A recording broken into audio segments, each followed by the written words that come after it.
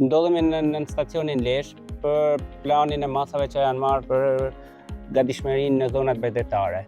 Një nga masat teknike që është marrë për gatishmërinë në zonat bregdetare është investimi në linjen 19, duke ndryshuar izolacionin nga 10 kV në 20 kV, duke garantuar furnizim më të mirë dhe më të vështirëshëm për zonat bregdetare. Një nga masat tjera që është marrë nga masat organizative, duke rritur masat për gatishmërinë në këto zona, në fidra që mbulojnë zonën e Shëngjinit. Kanë ardhur grupet gatishmërie për shërbimin 24 orë në këtë zona për eliminimin e avaridhjes sa më shpejt të jetë e mundur.